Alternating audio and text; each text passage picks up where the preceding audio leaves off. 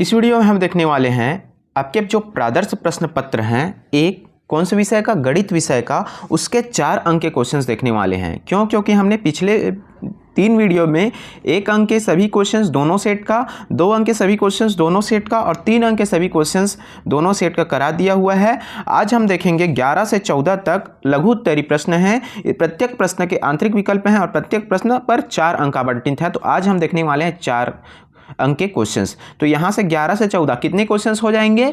4 questions हो जाएंगे और इसमें एक विकल्प भी दिया हुआ है, तो 4 दूनी 8 क्वेश्चंस हो गया। और दोनों सेट को मिला के कितना क्वेश्चंस हो जाएगा? तो दोनों सेट को मिलाकर आपका हो जाएगा 16 क्वेश्चंस, जिसको एक वीडियो में दिखा पाना बहुत ही मुश्किल है, बहुत लंबा हो जाएगा। मुश्किल तो नहीं है, लेकिन बहुत ज़्यादा क्या हो जाएगा, वो लंबा वीडियो बन जाएगा। इसलिए मैं एक सेट का बता रहा हूँ 8 क्वेश्चंस और नेक्स्ट वीडियो में बताएंगे दूसरे सेट का 8 क्वेश्चंस, ठीक है। और ये आप 1 अंक, 2 अंक और 3 अंक के क्वेश्चंस देखना चाहते हैं तो आपको डिस्क्रिप्शन में लिंक भी मिल जाएगा, या हमारे चैनल के वीडियो सेक्शन में जाके वहां पर देख सकते हैं। वहां पर आपको मिल जाएगा 1 अंक, 2 अंक और 3 अंक के प्रश्न। तो आज क्या क्या क्वेश्चंस देखने वाले हैं? तो आज हम देखने वाले हैं, ये हमारा क्वेश्चंस है।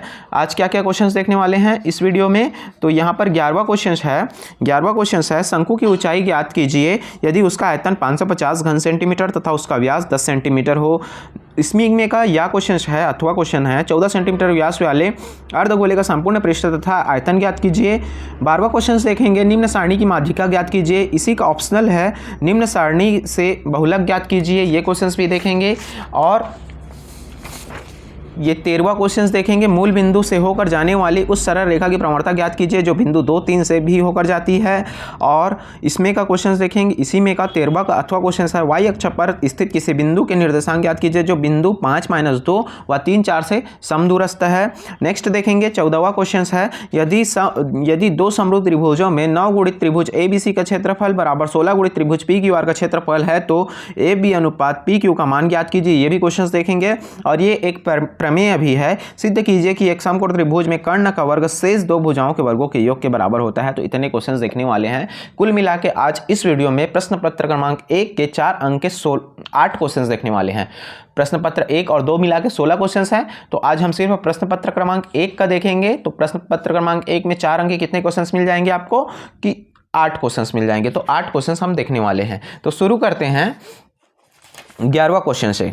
तो ये हम मैं लिख दिया हूं यहाँ पर, प्रश्न पत्र 1 है, प्रश्न क्रमांक 11 से 14 तक देखने वाले हैं। तो पहला क्वेश्चन है आज का, और आपके प्रश्न पत्र का 11वां क्वेश्चन है, शंकु की ऊंचाई ज्ञात कीजिए यदि उसका आयतन 550 घन सेंटीमीटर तथा उसका व्यास 10 सेंटीमीटर हो। हमें क्या ज्ञात करना है? शंकु की ऊंचाई ज्ञात करना है, जिसका आयतन भी दिया हुआ है और उसका व्यास भी दिया हुआ है। तो दिया है शंकु का व्यास 10 सेंटीमीटर, तो हम क्या निकाल लेंगे? वहां से त्रिज्या निकाल लेंगे। तो त्रिज्या क्या होता है? व्यास का आधा होता है। तो ये क्या हो जाएगा?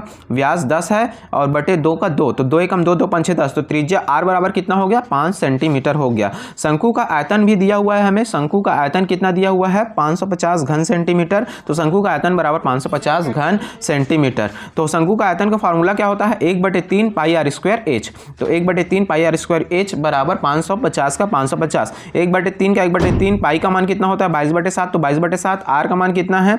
5। तो 5 का वर्ग h हमें क्या निकालना है? ऊंचाई तो निकालना है, तो h का वैल्यू ही निकालना है। बराबर का बराबर 550 का 550। अब देखो h को यहीं रहने देते हैं, इधर भाग में है उधर गुणा में चला जाएगा 550। 3 नीचे में है ऊपर चला जाएगा 3, 7 नीचे में है ऊपर चला जाएगा तो ये 7। अब ये 22 ऊपर में है, ये नीचे आ जाएगा और 5 का वर्ग नीचे में आ जाएगा, तो इसको लिख लिया मैं 5 गुणित 5। अब यहाँ से आप कटाओगे तो क्या बचेगा? 3 गुणित 7। कैसे? 11 कम 11, 11 दूनी 22, और ये 11 पंचे 55 और 11 शून्यम 0, 5 एकम 5, 5 दहम 50। तो फिर आ जाएगा 2 एकम 2, 2 पंचे 10, ये 5 और ये 5 कट गया, तो 3 गुणित 7 बचा, 3 गुणित 7। तो h का मान कितना आएगा? 3 सत्ते 21 और क्या आएगा? 21 सेंटीमीटर। ठीक है, ये आपका 11वां क्वेश्चन था। 11वां क्वेश्चन का अथवा वाला क्वेश्चन है। 11वां क्वेश्चन का अथवा क्वेश्चन ये है, अथवा वाला क्वेश्चन है 11वां का। 14 सेंटीमीटर व्यास वाले अर्धगोले का संपूर्ण पृष्ठ तथा आयतन ज्ञात कीजिए। अर्धगोला है जिसका संपूर्ण पृष्ठ तथा आयतन ज्ञात करना है। तो दिया है अर्धगोले का व्यास, अर्धगोले का व्यास दिया हुआ है 14 सेंटीमीटर, तो ये 14 सेंटीमीटर लिख लिया। तो त्रिज्या निकाल लेंगे, तो त्रिज्या व्यास की क्या होती है? आधी होती है, तो कितना हो जाएगा? 7 सेंटीमीटर हो जाएगा। अर्धगोले का संपूर्ण पृष्ठ का फार्मूला क्या होता है? 3 पाई r स्क्वायर होता है, और 3 3 का 3, पाई का मान कितना होता है 22/7, तो 22/7 गुणित का गुणित, आर का मान कितना होता है, आर का मान कितना है यहाँ पर 7, तो 7 का, और ये वर्ग है तो वर्ग 3 गुणित 22 गुणित 7, एक साथ और एक साथ कट गया तो सिर्फ ऊपर में एक साथ बचा हुआ है। अब इसका हम मल्टीप्लाई किए तो कितना आ रहा है, इसको आप लोग मल्टीप्लाई कर लेना, 3 गुणित 22 गुणित 7, पहले एक 3 से 22 का कर लेना, फिर उससे का गुणा 7 से कर लेना, तो कितना आएगा वो 462, और मात्रक क्या आ जाएगा वर्ग सेंटीमीटर, 462 वर्ग सेंटीमीटर संपूर्ण पृष्ठ का क्षेत्रफल हो जाएगा। अर्धगोले का आयतन, तो अर्धगोले का आयतन का फार्मूला होता है 2/3 pi r cube, 2/3 pi r cube होता है। तो देखो 2/3 का 2/3 गुणित पाई का मान 22/7, तो 22/7 आर क्यूब, आर का मान कितना है 7, तो ये 7 और क्यूब का क्यूब हो गया। अब 2 गुणित 22 गुणित 7 को कितनी बार लिखना पड़ेगा 3 बार, तो 7 गुणित 7 गुणित 7 बटे 3 गुणित 7, तो ये 7 इसमें से एक साथ कट जाएगा, 2 गुणित 22 कितना हो जाएगा 44 और 7 सत्ते 49, ठीक है, क्योंकि एक साथ और एक साथ कट गया, बीच नीचे में क्या बचेगा 3। अब इस दोनों का गुणा करेंगे तो कितना आएगा 2156/3, 2156/3। अब इसको कटा देंगे तो 3 सत्ते 21, 3 सत्ते 21 हो जाएगा, और 3 एकम 3 कितना बचा 2 बचेगा, तो ये 26 हो गया, 3 अट्ठे 24, 2 बचेगा, तो पॉइंट लगा दिया तो शून्य लग जाएगा, 3 छक्का 18, ये आप लोग भी कर सकते हो। कितना आ गया 218.66 घन सेंटीमीटर, इसका आंसर आ जाएगा। नेक्स्ट क्वेश्चन पे आते हैं। नेक्स्ट क्वेश्चन 12वां क्वेश्चन है निम्न सारणी की माध्यिका ज्ञात कीजिए। निम्न सारणी की माध्यिका ज्ञात कीजिए, यह दिया हुआ है, वर्ग दिया हुआ है 0 से 10, 10 से 20, 20 से 30, 30 से 40, 40 से 50, तो इसकी आवृत्ति दिया हुआ है 4, 10, 15, 8, 3। दिए गए आंकड़ों हेतु सारणी बनाना पड़ेगा। तो हमें क्या, जब भी माध्यिका निकालना रहता है तो हमें क्या करना पड़ता है, संचयी आवृत्ति वाला क्या बनाना पड़ता है, एक टेबल बनाना पड़ता है। तो यहाँ पर वर्ग दिया हुआ है, यहाँ पर आवृत्ति सेम इसी को लिखे हैं, 0 से 10, 0 से 10 4, 10 से 20 10, 20 से 30 15, 30 से 40 8, 40 से 50 3। अब हमें क्या करना पड़ेगा, एक एक्स्ट्रा बनाना पड़ेगा, जिसे क्या कहते हैं हम संचयी आवृत्ति कहते हैं। संचयी आवृत्ति कैसे निकालते हैं, यहाँ पर 4 है तो यहाँ पर 4, अब यहाँ पर 10, तो यहाँ पर ऊपर वाले को जोड़ दो, 10 और 4 14, तो ये हो जाएगा 14। यहाँ पर लिखेंगे तो इसके ऊपर वाले सबको जोड़ दो, 15 और 10 कितना हो जाएगा 25, और 25 4 29, तो इसको लिख लिए। यहाँ पर कितना लिखेंगे, इन सब का योग, तो इन सबको जोड़ोगे 8 से ऊपर वाले को, 8 15 10 4, तो कितना आएगा 37। अब यहाँ पर जो लिखेंगे इस सब का योग, 3 8 15 40, 4 का योग कितना हो जाएगा 40, ठीक है। तो यहाँ पर कुल योग निकाल दिया मैं इसका, तो n बराबर क्या आएगा, इसका भी योग क्या आएगा 40 आएगा। अब हमें क्या निकालना पड़ेगा, n बराबर 40 है, जो कि क्या है, सम है, तो माध्यिका अंक क्या हो जाएगा, माध्यिका अंक निकालना पड़ेगा ना, माध्यिका अंक निकालना पड़ता है। यहाँ पर n/2 बराबर 40/2, तो 2 एक कम 2 और 2 2 ने 4 और 2 शून्य शून्य, जो कि संचयी आवृत्ति किसके अंतर्गत आता है ये देखते हैं। अब n/2 निकालते हैं, और जो भी आता है हमारा, जैसे यहाँ पर 20 आया तो किसके अंतर्गत आएगा, देखो तो वो किसके अंतर्गत आएगा, इससे ज़्यादा हो जाना चाहिए, कम नहीं, तो ये 29 के अंतर्गत आएगा। संचयी आवृत्ति 29 के अंतर्गत आता है, अतः हमारा माध्यिका वर्ग कौन सा हो जाएगा 20 से 30 हो जाएगा। आप लोग इसको टेबल के फॉर्म पर बना लेना, ठीक है, मैं नहीं बनाया हूँ। तो संचयी हमारा माध्यिका वर्ग कौन सा हो जाएगा 20 से 30 हो जाएगा। तो अब माध्यिका का सूत्र होता है, माध्यिका का सूत्र क्या होता है, माध्यिका का सूत्र होता है L + n/2 - CF upon F into H, ठीक है। ये आपका फार्मूला है किसका, माध्यिका का। तो आप लोग इस फार्मूले को याद कर लेना, जहां L क्या है, माध्यिका वर्ग की निम्न सीमा, माध्यिका वर्ग की निम्न सीमा, तो ये हमारा क्या है, माध्यिका वर्ग की निम्न सीमा, ये 20 जो है, ये माध्यिका वर्ग की निम्न सीमा, ये उच्च सीमा कहलाता है, ठीक है। CF क्या है, माध्यिका वर्ग से ठीक पहले वर्ग की संचयी आवृत्ति, माध्यिका वर्ग के से ठीक पहले की संचयी आवृत्ति, माध्यिका वर्ग ये है, ठीक पहले की संचयी आवृत्ति क्या हो जाएगा, ये 14, ठीक पहले की संचयी आवृत्ति 14 हो गया। और F क्या है, माध्यिका वर्ग की आवृत्ति, तो माध्यिका वर्ग की आवृत्ति, माध्यिका वर्ग ये है, तो माध्यिका वर्ग की आवृत्ति 15, ठीक है, माध्यिका वर्ग की आवृत्ति 15। H क्या है, वर्ग अंतराल की माप, H क्या है, ये इनके बीच में कितने का अंतराल है, ये हम देखते हैं, H वर्ग अंतराल की माप, जिसे हम क्या कहते हैं, वर्ग अंतराल की माप H। अब देखो सब निकल गया। अब यहीं पर आप लोग डायरेक्ट यहाँ पर देख सकते हो कि किसको क्या क्या बोलते हैं हम।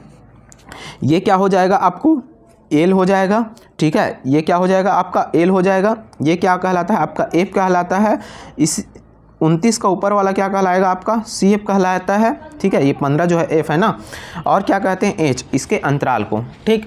तो आप सारे वैल्यू को यहाँ पर रखेंगे इस फार्मूले पे, इस फार्मूले पे ये सारे वैल्यू रखेंगे, ठीक है।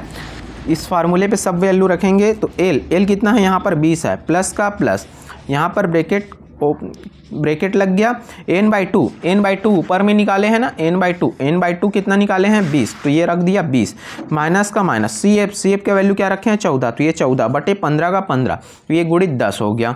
ठीक है, गुणित 10 हो गया। अब देखो 20 प्लस 6 बटे 15 गुणित 10, तो 20 प्लस 3 दूने 6 और 3 पंछे 15 हो गया गुणित 10। ठीक है, 5 एकम 5, 5 दूनी 10, तो 20 प्लस 2 गुणित 2, तो 20 प्लस 4, तो कितना आ जाएगा इसका आंसर 24 आ जाएगा। ठीक है, कितना आ जाएगा इसका आंसर 24 आ जाएगा। तो ये आपका किसका क्वेश्चन था, माध्यिका का क्वेश्चन था। अब नेक्स्ट देखते हैं बहुलक का क्वेश्चन। निम्न सारणी से बहुलक ज्ञात कीजिए। वर्ग 0 से 10 4 हैं, आवृत्ति 10 से 20 5, 20 से 30 16, 30 से 40 12 और 40 से 50 कितने हैं 3 हैं। तो यहाँ पर हमें ये देखना पड़ता है कि सबसे ज़्यादा बार किसकी आवृत्ति है। तो सारणी से स्पष्ट है कि सबसे अधिक आवृत्ति वर्गांतर किसका है, 20 30 का है, 20 30 की है, जिसमें कितने हैं 16 हैं, बाकी इसमें 4 है 5 है 16 12 3, तो सबसे ज़्यादा किसमें है 16, 20 से 30 के अंतर्गत आता है। तो बहुलक वर्ग कौन सा हो जाएगा हमारा 20 से 30। तो यहीं पर अब बहुलक वर्ग पता चल गया ना, तो हम यहाँ से डायरेक्ट निकाल सकते हैं कि ये क्या होता है आपका F0 होता है, ये क्या होगा आपका F1 होगा, ये क्या होगा आपका F2 होगा, और ये क्या होता है आपका L और H निकालना पड़ता है। तो वर्गांतर देखते हैं। ठीक है, इसमें कितने का अंतर है वो देखते हैं। तो 0 से 10 कितने का अंतर है 10। सारणी अब बहुलक वर्ग पता है। अब सूत्र बहुलक का क्या होता है, L plus F1 minus F0 बटे 2F1 minus F0 minus F2 into H। इसका मैं एक और वीडियो सेपरेट वीडियो बनाया हूँ एक ही वीडियो पे, तो बोर्ड पे बताया हूँ उसको, तो उसको भी आप जाके देख सकते हैं। यहाँ पर यदि आपको थोड़ा सा समझने में दिक्कत होगा तो वहाँ पर मैं और अच्छे से एक्सप्लेन किया हूँ। यहाँ पर बहुत सारे क्वेश्चंस बताने रहते हैं, इसलिए थोड़ा फास्ट करते हैं। तो L क्या है, बहुलक वर्ग की निम्न सीमा, जो कि मैं बता दिया हूँ। बहुलक वर्ग की निम्न सीमा क्या है, L 20 है। F0 क्या है, बहुलक वर्ग से ठीक पहले की आवृत्ति, बहुलक वर्ग ये है तो ठीक पहले की आवृत्ति, तो ये 5 हो गया। F1 क्या है, बहुलक वर्ग की आवृत्ति, तो ये 16 हो गया। F2 क्या है, बहुलक वर्ग के ठीक बाद की आवृत्ति, तो ठीक बाद की आवृत्ति ये हो गया 12। और H क्या है, वर्गांतर की माप, वर्गांतर की माप, जो कि क्या है 0 से 10 10 से 20, इसी को क्या कहते हैं, वर्गांतर कहते हैं। 0 से 10 है तो 10 हो गया।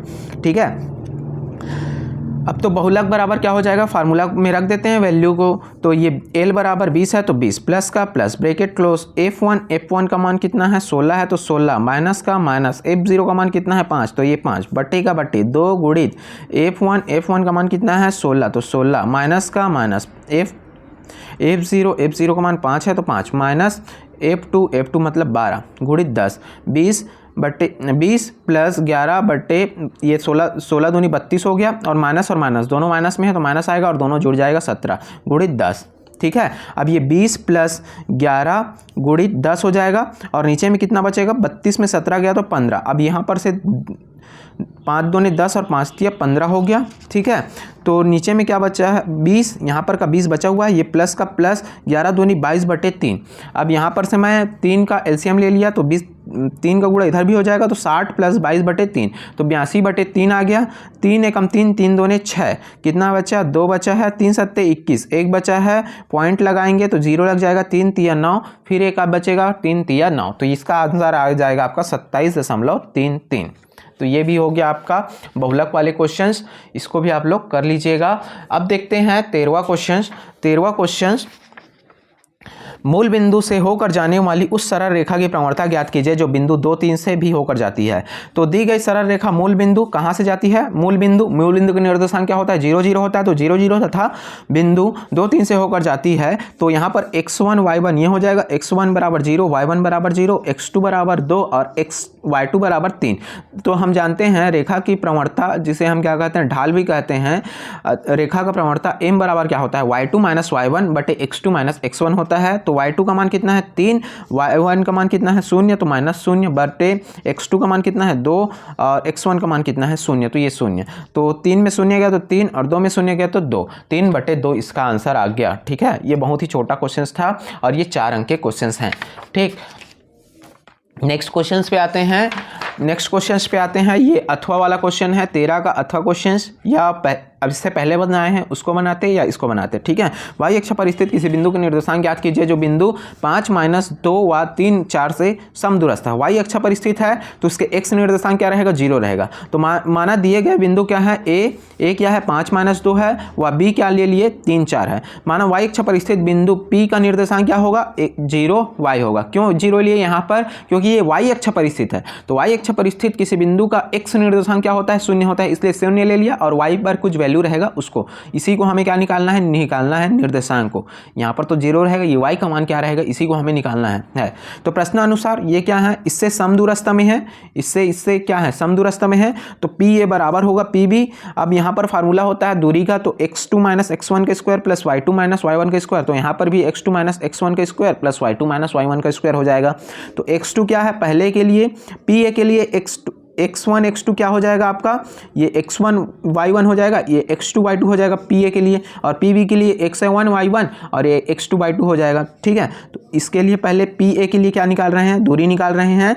तो 5 x2 5 है माइनस 0 का वर्ग प्लस y2 का मान कितना है -2 माइनस y, तो माइनस y स्क्वायर। अब पी बी के लिए तो p और b इसका यूज़ करेंगे, तो x2 3 - 0 का वर्ग और y 4 - y का वर्ग, 4 - y का वर्ग। अब क्या करेंगे, दोनों पक्षों का वर्ग करेंगे, तो दोनों पक्ष का वर्ग करेंगे तो करनी जो है क्या हो जाएगा, हट जाएगा। तो यहाँ पर क्या बचेगा 5 - 0, तो 5 का वर्ग प्लस -2 और -y है, तो दोनों माइनस में है, वर्ग लगा हुआ है, तो दोनों क्या हो जाएंगे प्लस हो जाएगा। क्यों, क्योंकि -1 का वर्ग अलग से लिख सकता हूं, तो -1 का वर्ग क्या होगा, 1 ही होगा, इसलिए इसको लिख लिया 2 + y का वर्ग बराबर 3 - 0 का वर्ग क्या हो जाएगा 3 का वर्ग प्लस 4 - y का वर्ग क्या हो जाएगा, ये 4 - y का वर्ग ही लिख लिया। 5 का वर्ग कितना होगा आपका 25, और इसका हम क्या करेंगे, इसका में फार्मूला लगा देंगे, a + b का होल स्क्वायर का फार्मूला लगा देंगे। तो a + b का होल स्क्वायर का फार्मूला क्या होता है, a² + 2ab + b², तो a² तो 4, 2ab तो 2 दूनी 4 और y तो 4y + b², तो y का स्क्वायर हो गया बराबर 3 का वर्ग क्या हो जाएगा 9 प्लस यहाँ पर भी a - b के होल स्क्वायर का फार्मूला लगा देंगे, ठीक है। तो 4 का वर्ग 16 माइनस 2ab रहता है, तो 2 a की जगह पे 4 है, तो 2 चौक 8 और y का y प्लस b² तो b की जगह पे क्या है y, तो y का स्क्वायर हो गया, ठीक है। 25 4 29 हो गया, प्लस 4y का 4y प्लस y² का y²। अब यहाँ पर बराबर का बराबर 9 और 16 25 हो जाएगा, -8y का -8y प्लस y² का प्लस y²। सबको मैं एक साइड ले आता हूँ, 29 - 25 प्लस 4y प्लस 8y। अब ये क्या चला गया, 29 का 29 हो गया, 25 इधर आ गया तो -25, 4y का 4y, ये 8y इधर आएगा तो प्लस 8y हो जाएगा, y² का y², ये प्लस y² इधर आएगा तो -y² बराबर 0। ये y² कट गया, 29 में 25 जाएगा तो 4 बचेगा, प्लस 4 और 8 कितना हो जाएगा 12y बराबर 0। तो 12y बराबर क्या हो जाएगा -4 हो जाएगा, तो y बराबर क्या हो जाएगा -4/12। अब ये कट जाएगा, y बराबर क्या हो जाएगा -1/3। अतः y अक्ष पर स्थित बिंदु का निर्देशांक क्या हो जाएगा 0 - 1/3 होगा, ठीक है। 0 x का निर्देशांक क्या होगा 0 और y का निर्देशांक क्या हो जाएगा -1/3 होगा। तो ये क्वेश्चंस भी आपके 4 अंक के क्वेश्चंस हैं। नेक्स्ट क्वेश्चन देखते हैं हम, 14 नंबर का क्वेश्चन है। क्वेश्चन नंबर 14, यदि दो समरूप त्रिभुजों में 9 गुणित त्रिभुज ABC का क्षेत्रफल बराबर 16 गुणित त्रिभुज PQR का क्षेत्रफल है तो AB/PQ का मान ज्ञात कीजिए। यदि दो समरूप त्रिभुजों में 9 गुणित त्रिभुज ABC का क्षेत्रफल बराबर 16 गुणित त्रिभुज PQR का क्षेत्रफल है तो AB/PQ का मान ज्ञात कीजिए। तो हम एक प्रमेय देखे थे जिसमें दिया है त्रिभुज ABC और PQR क्या है, दो समरूप त्रिभुज है ना, तो दोनों क्या है एक दूसरे के समरूप हैं। तो हम देखे हैं एक प्रमेय क्षेत्रफल त्रिभुज ABC और क्षेत्रफल त्रिभुज PQR, एक नंबर का क्वेश्चन भी यहीं से आता है, मैं बार बार बताता हूँ। तो उनके संगत भुजाओं के क्या होते हैं, संगत भुजाओं के वर्ग के क्या होते हैं, बराबर होते हैं। जैसे मान लिया जाए ये हमारा त्रिभुज ABC है और ये त्रिभुज हमारा क्या है PQR है, तो इनके संगत भुजाएं के वर्ग क्या हो, इसका संगत भुजा AB का संगत भुजा PQ हो जाएगा का वर्ग बराबर BC का संगत भुजा क्या हो जाएगा QR के वर्ग के बराबर होता है, और AC का संगत भुजा क्या हो जाएगा PR, तो इनके वर्ग के बराबर हो जाता है इनके क्षेत्रफलों का अनुपात। ठीक है। तो देखो हमारे पास क्या दिए हुए 9 गुणित त्रिभुज ABC का क्षेत्रफल और 16 गुणित बराबर 16 गुणित त्रिभुज PQR का क्षेत्रफल। तो क्षेत्रफल ABC यहीं पर रहने देते हैं, इसको क्षेत्रफल ABC लिख लिया। ये त्रिभुज PQR का क्षेत्रफल नीचे आएगा, त्रिभुज क्षेत्रफल PQR बराबर क्या हो जाएगा, ये 16 ये 9 कहाँ चला जाएगा नीचे। अब क्या होता है, इसके AB बटे PQ का वर्ग के बराबर लिख सकते हैं। AB बटे PQ का वर्ग बराबर क्या हो जाएगा 16 बटे 9। तो AB बटे PQ बराबर ये किधर लग जाएगा, इधर करनी लग जाएगा, ठीक है। तो AB बटे PQ बराबर 16 किसका वर्गमूल है 4 का, तो 4, 3 9 किसका वर्गमूल है 3। तो AB बटे PQ क्या आ गया 4:3। इसको अनुपात आप AB रेशियो के रूप में भी लिख सकते हो। AB अनुपात PQ बराबर क्या आ जाएगा 4:3 के रूप में भी इसको लिख सकते हो, ठीक है। तो ये आपका 14 क्वेश्चन है। 14 क्वेश्चन का अथवा वाला क्वेश्चन है, सिद्ध कीजिए कि एक समकोण त्रिभुज में कर्ण का वर्ग शेष दो भुजाओं के वर्गों के योग के बराबर होता है, ठीक है। सिद्ध कीजिए कि एक समकोण त्रिभुज में कर्ण का वर्ग शेष दो भुजाओं के वर्गों के योग के क्या होता है, बराबर होता है। दिया है त्रिभुज ABC, ये त्रिभुज ABC दिया हुआ है जिसमें B क्या है, समकोण है, अर्थात B क्या है 90 अंश है। हमें सिद्ध करना है कि AC का वर्ग बराबर क्या होगा AB का स्क्वायर प्लस BC का वर्ग के बराबर होगा। तो रचना लिखना पड़ेगा, त्रिभुज के शीर्ष B से AC भुजा पर BD लंब खींचा, ठीक है। अब यहां पर देखेंगे कि त्रिभुज ADB व त्रिभुज ADB और ABC में कोण ADB और बराबर कोण ABC क्या है, बराबर है 90। यहाँ पर है 90 और यहाँ पर है क्या है 90, तो इसी को लिख लिया हमें 90 अंश है। कोण A और कोण A दोनों के लिए क्या है, समान है, अर्थात उभयनिष्ठ कोण है। अब हम बोल सकते हैं कि दो कोण इसके बराबर हैं, तो त्रिभुज ADB व ABC क्या हैं, समरूप हैं। किससे, कोण समरूपता से। यदि समरूप है तो हम लिख सकते हैं कि AD बटे AB बराबर AB बटे AC क्या होंगे, समानुपातिक भुजाएं से आपस में बराबर होंगे। अब देखो यहाँ पर आप लोग क्या करोगे, तिर्यक गुणा करोगे, AD का गुणा AC के साथ तो AD गुणित AC, AB का गुणा AB के साथ तो AB स्क्वायर। तो ये हो गया समीकरण नंबर 1। इसी प्रकार त्रिभुज BDC और त्रिभुज ABC में त्रिभुज BDC और ABC भी क्या होंगे, समरूप होंगे। तो इसको भी हम लिख सकते हैं कि CD बटे BC बराबर BC बटे AC क्या होंगे, समानुपातिक भुजाएं होंगे, ठीक है। ये और मैं अच्छे तरीके से बताया हूँ, लाइव क्लास पे भी बताया हूँ, और जो वीडियो डाले हैं अपन पहले उसमें भी हमने बताया हुआ है पाइथागोरस प्रमेय, तो वहाँ से भी आप लोग जाकर देख लीजिएगा। तो ये हो जाएगा आपका CD इंटू AC बराबर BC का स्क्वायर। समीकरण 1 व 2 को जोड़ने पर, समीकरण 1 और 2 को जोड़ने पर तो बायां पक्ष वाला बायां पक्ष के साथ जुड़ेगा घटेगा और दायां पक्ष वाला दायां पक्ष के साथ जुड़ेगा घटेगा। AD into AC plus CD into AC बराबर AB square plus BC square, AB square plus BC square. AC बराबर AC दोनों में से कॉमन निकल गया, AD प्लस CD बराबर AB square plus BC square, AB square plus BC square हो गया। AC इंटू AC बराबर AB square plus BC square. तो दोनों का मल्टीप्लाई करेंगे तो ये क्या हो जाएगा, AC स्क्वायर बराबर AB square plus BC square. यही क्या करना था, हमें निकालना था। क्योंकि यहाँ पर बोला था त्रिभुज के कर्ण का वर्ग शेष दो भुजाओं के वर्गों के योग के बराबर होता है, ये सिद्ध करना था। तो ये सिद्ध हुआ, AC स्क्वायर बराबर AB square plus BC square. यही क्या करना था, हमें सिद्ध करना था। तो ये सिद्ध हुआ, ठीक है। देखो एक ही सेट का बताया तो 24 मिनट का ये वीडियो बन गया है, ठीक है। 24 मिनट का वीडियो बन गया है, और इसमें का 8 क्वेश्चन सेकंड सेट का भी बनाता तो ये क्या 50 मिनट का वीडियो हो जाता, बहुत लंबा हो जाता, ठीक है। तो उसका हम क्या करेंगे, नेक्स्ट वीडियो में देखेंगे। आज के लिए इतना ही। वीडियो अच्छा लगा तो लाइक कीजिएगा, शेयर कीजिएगा, सब्सक्राइब कीजिएगा। Thank you.